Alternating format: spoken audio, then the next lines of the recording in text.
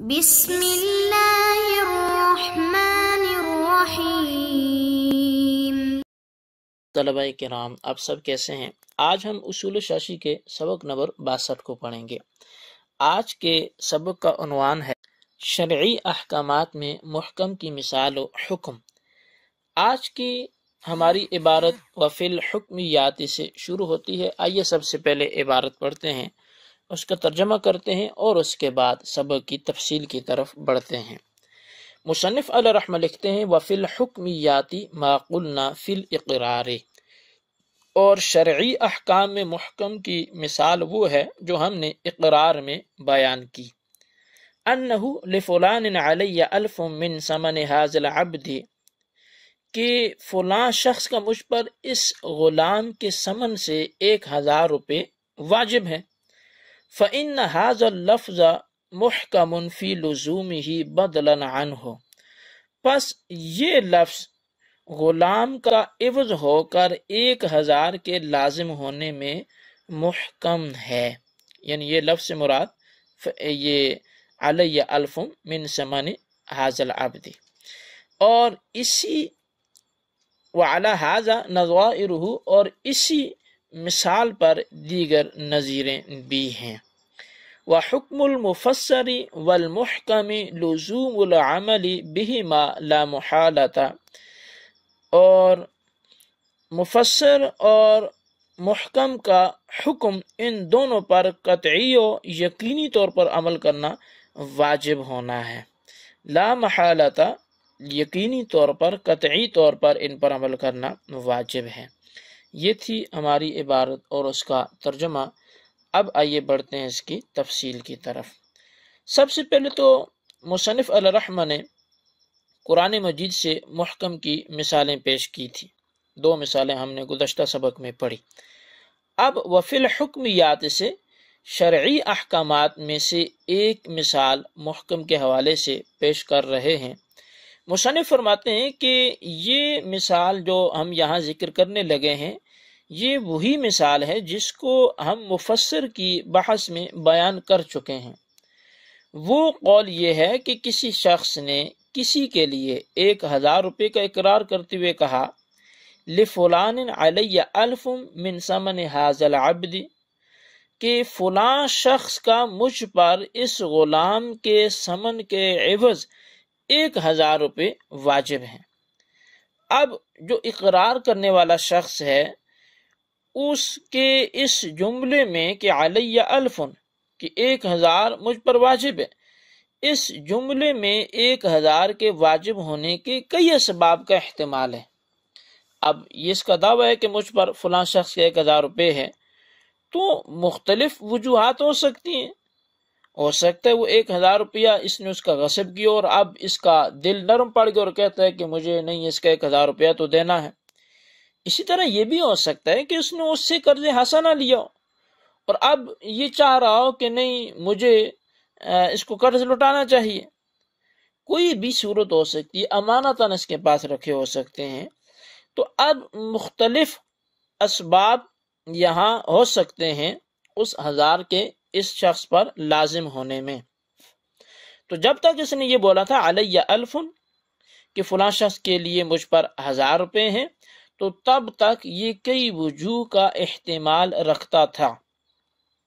لیکن جب مقر نے یعنی اقرار کرنے والے نے من ثمن ھذا العبد کہا، تو علی الف یعنی 1000 روپیہ جو غلام کی عزت واجب ہونے میں اس نے دعویٰ کیا تھا، اب یہ محکم ہو گیا۔ اب دیگر تمام احتمالات ختم ہو گئے کہ اب اس پر قرض کی وجہ سے، اس پر غصب کی وجہ سے وہ پیسے لازم نہیں ہیں، بلکہ من ثمن ھذا العبد کی وجہ سے اس پر وہ 1000 روپے لازم ہیں، اس غلام کی قیمت کی وجہ سے اس پر یہ 1000 لازم ہے۔ اب مقر اس اقرار سے رجوع نہیں کر سکتا، کیونکہ اصول فقہ کا بڑا مشہور قاعدہ ہے المرء یؤخذ باقرارہ، کہ آدمی اپنے اقرار کی وجہ سے ماخوذ ہوتا ہے۔ اب یہ مثال جیسے ہم نے پڑھی تو ذہن میں فوراً خیال آتا ہے کہ بڑی عجیب بات ہے، مفسر کی بھی یہی مثال بیان کی اور محکم کی بھی یہی مثال بیان کی، حالانکہ مفسر سے جو محکم ہے وہ تو قوت میں زیادہ ہوتا ہے، تو اس لحاظ سے ان کے درمیان تغیر ہوا، تو پھر دونوں کی ایک ہی مثال کیسے درست ہو سکتی ہے؟ دونوں کی الگ الگ مثالیں ہونی چاہیے تھی۔ تو اس کا جواب ہم دو طرح سے دیں گے۔ پہلا جواب یہ ہے کہ شرعی احکام میں مفسر اور محکم دونوں برابر ہیں، اس لحاظ سے ان میں کوئی فرق نہیں ہوگا، کیونکہ وضاحت اور ظہور میں برابر کا درجہ رکھتے ہیں، اور وضاحت کی انتہا مفسر پر ہوتی ہے، لہذا مصنف نے اس برابری کی وجہ سے دونوں کی ایک ہی مثال پیش کی ہے۔ اور دوسرا اسی اعتراض کا ہم یہ بھی جواب دے سکتے ہیں کہ مثال میں من ثمن حاضل عبد یہ حقیقتاً محکم نہیں ہے، بلکہ نسخ کا احتمال نہ ہونے کی وجہ سے محکم کے درجے میں ہے۔ تو لہٰذا یہ جو اعتراض تھا کہ محکم اور مفسر کی ایک ہی مثال کیوں ذکر کی، یہ یہاں سے ختم ہو گیا۔ اب وحکم المفسر والمحکم سے مصنف مفسر اور محکم کا دونوں کا اکٹھا حکم بیان کر رہے ہیں، اور دونوں کا چونکہ حکم ایک تھا اس لیے اکٹھا ہی بیان کر رہے ہیں، اور ان دونوں کا حکم یہ ہے کہ ان دونوں پر عمل کرنا بھی لازم ہے، یقین کرنا بھی لازم ہے۔ اب یہاں پھر سوال ہوگا کہ جب یہ دو الگ الگ چیزیں ہیں، مفسر کسی اور چیز کا نام ہے، محکم کسی اور چیز کا نام ہے، تو ان دونوں کے حکم کو اکٹھا کس لیے ذکر کیا، یا دونوں کا حکم اکٹھا ہو کیسے سکتا ہے جب دونوں کے مراتب میں بڑا فرق ہے؟ تو پھر جو مقام مفسر کا ہے وہ یقینی طور پر محکم کا تو نہیں ہو سکتا، محکم تو اعلیٰ درجے کا ہے، مفسر اس لیول کو نہیں پہنچ سکتا، تو پھر ان دونوں کا ایک حکم کیسے ہے؟ لہٰذا یہ حکم کی انفرادیت ہمیں سمجھ میں نہیں آتی۔ تو اس کا جواب یہ دیں گے کہ اصل میں جو چیز کئی وجوہ سے جو چیزیں آپس میں مشترک ہوں اور کسی ایک معاملے میں ان میں اختلاف ہو، تو پھر اکثر باتوں میں مشترک ہونے کی وجہ سے ان پر ایک ہی حکم لگایا جاتا ہے، اور جو فرق ہوتا ہے اس فرق کو الگ سے تعریف میں بیان کر دیا جاتا ہے۔ اور یہی صورتحال مفسر اور محکم کی بھی ہے کہ تقریباً 4 طرح کی وجوہات ہیں، جن میں سے 3 میں اشتراک ہے اور ایک میں یہ الگ ہیں۔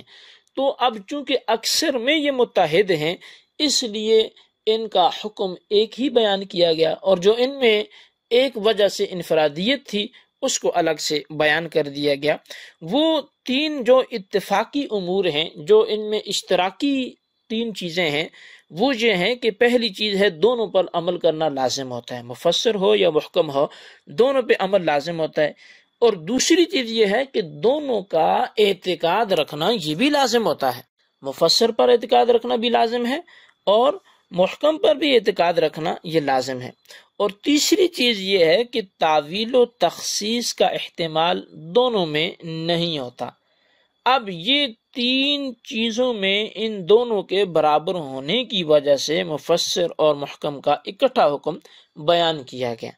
باقی رہی یہ بات کہ مفسر میں ایک چیز کم ہے بنسبت محکم کے، وہ یہ ہے کہ مفسر نسخ کا احتمال رکھتا ہے، جبکہ محکم نسخ کا احتمال نہیں رکھتا۔ پھر مفسر پر عمل اور اعتقاد یہ کس طرح سے لازم ہو سکتا ہے؟ یعنی اس کو آپ سوال بھی بنا سکتے ہیں اور یہ ان دونوں میں فرق کی وجہ بھی بنا سکتے ہیں کہ دونوں میں یہ ایک فرق کی جہت ہے کہ مفسر پر جو ہے وہ نسخ کا احتمال مفسر میں موجود ہوتا ہے، جبکہ محکم میں نہیں ہوتا۔ تو اب پھر سوال کرنے والا یوں بھی کہہ سکتا ہے کہ جب ایک میں نسخ کا احتمال ہے دوسرے میں نسخ کا احتمال نہیں ہے، تو آپ نے یہ کیسے کہہ دیا کہ دونوں پر اعتقاد رکھنا لازم ہے؟ محکم پہ تو اعتقاد ٹھیک ہے، لیکن مفسر پہ اعتقاد رکھنا کیسے لازم ہو سکتا ہے؟ تو اس کا جواب یہ ہے کہ قرآن و حدیث میں نسخ کا احتمال نبی علیہ الصلوۃ والسلام کی ظاہری زندگی تک تھا۔ جب آپ صلی اللہ علیہ وآلہ وسلم کا وصال مبارک ہو گیا، اب نسخ کا احتمال بھی ختم ہو چکا ہے۔ تو تقریباً ہمارا سبق مکمل ہوا۔ میں صرف آخر میں ان چاروں اقسام کا ظاہر، نص، مفسر اور محکم کا آپس میں ایک ربط بیان کر دوں اور اس کے بعد ہم اپنے سبق کو کلوز کرتے ہیں۔ ظاہر، نص، مفسر اور محکم چاروں اقسام کا باہمی ربط یہ ہے کہ ہر بعد والی جو قسم ہے وہ پہلی قسم کے مفہوم کی رعایت کرتی ہے، یعنی نص میں ظاہر کا مفہوم موجود ہوتا ہے، رعایت کرتا ہے نص، اور مفسر میں ظاہر و نص دونوں، اور محکم میں پہلی تینوں کی رعایت ہوتی ہے، اور بعض اوقات چاروں اقسام ایک ہی مثال میں جمع ہو جاتی ہیں۔ مثال کے طور پہ فسجد الملائکۃ کلہم اجمعون کی صورت میں ہم نے مثال پڑھی تھی۔ تو لہٰذا یہ ہمارا آج کا سبق تھا۔ اس سبق کو اپنے پاس اپنے الفاظ میں محفوظ رکھیں، یاد رکھیں، رجسٹر پر نوٹ کریں، اور بالخصوص ان سوالات کے جوابات دیں۔ سوال نمبر 1 یہ ہے کہ محکم کی احکام شرعیہ سے کوئی مثال پیش کریں، اور سوال نمبر 2 یہ ہے کہ مفسر اور محکم کا حکم بیان کرتے ہوئے یہ بھی بتائیں کہ ان دونوں کے حکم کو اکٹھا کس لیے کیا گیا۔ اللہ تبارک و تعالیٰ سے دعا ہے جو کچھ ہم نے آج سنا پڑھا اسے یاد رکھنے کی توفیق نصیب فرمائے۔